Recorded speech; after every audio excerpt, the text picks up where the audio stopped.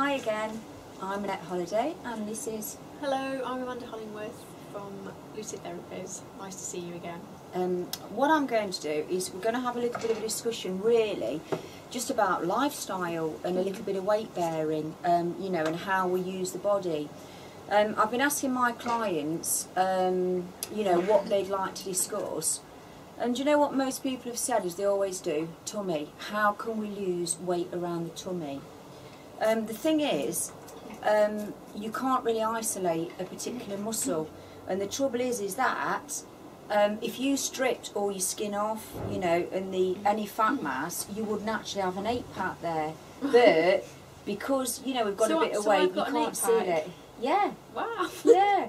And the thing is that you can do loads and loads of abdominal work, but you can't see it if you carry a bit of weight there. Yeah. So, I mean, the best thing to do is use the biggest muscle in the body, which is the thigh, the quadricep.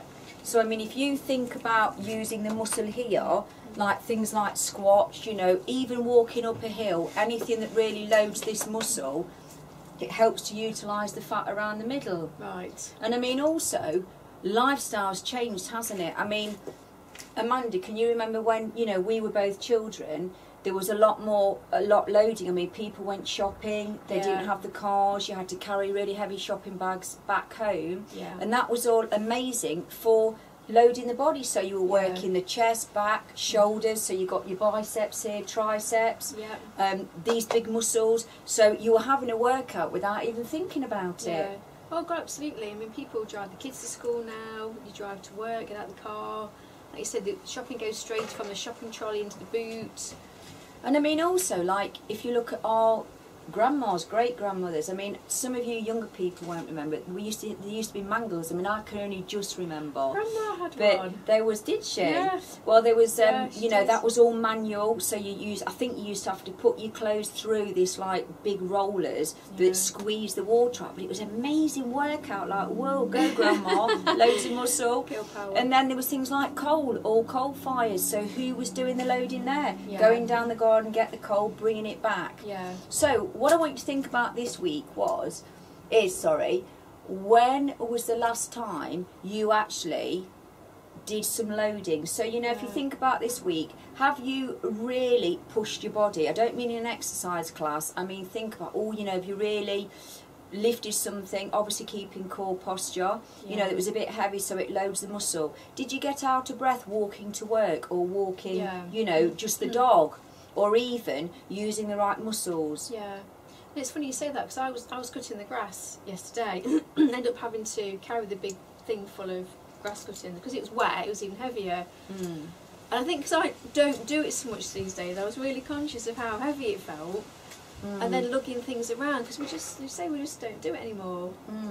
And I mean, the thing is as well, it's good for bone density. So anything weight bearing, it does help to keep those bones strong. So, you know, things like osteoporosis, which the wrists and hips are a massive, you know, site for that. So anything weight bearing through the wrists even as well. So carrying press ups, you know, things, it's really important. So it's not just about maintaining a nice figure or correct posture alignment. It's also about keeping strong in later years, so it's something we all really do need to think about. And it's really interesting because I would say I wasn't perhaps aware of this. I know we have to have calcium to defend against osteoporosis, but not the actual weight bearing.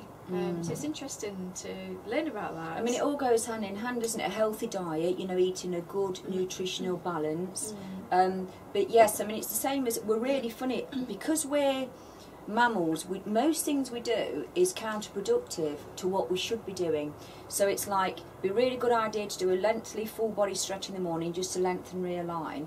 But also, most people, when they come to a hill, they naturally round the back, shoulders, and go up it, you know, sort of using the knees and the back. What you should do is go into shoulders up, down and back, tall as we can be, tummy in, and walk heel toe. So you're making these big quadriceps work. So we kind of do whatever feels easiest with our bodies. Yes, and so I mean, really learning. it's strange because we should naturally go into correct alignment, but we don't. So what I want you to think about this week, really, is just about just pushing that little bit more. I don't mean so we're absolutely shattered by Saturday and we can't get out of bed, but you know, just common sense. You know, carry that little bit of shopping that bit further. You know, think about using these big muscles. You know, walk heel toe. Take bigger strides when you walk into the shops. You know, walk that little bit faster so you just get the heart rate up. So really, just make everyday life a little bit of a workout. And park your car that bit further away from the school or the office, so you do have to walk. I must admit, what does make me smile slightly is that I work with about 30 clients and classes a week, and most people, when they come to my classes, will park the car as near to the door where the studio is as possible so they don't have to walk. But I think we're all a bit guilty of that, aren't we? Definitely. So for this week, just have a think about your output and whether your input's more than your output. Yeah. Thank you for listening, and we'll see you next time. Thank you. Bye bye.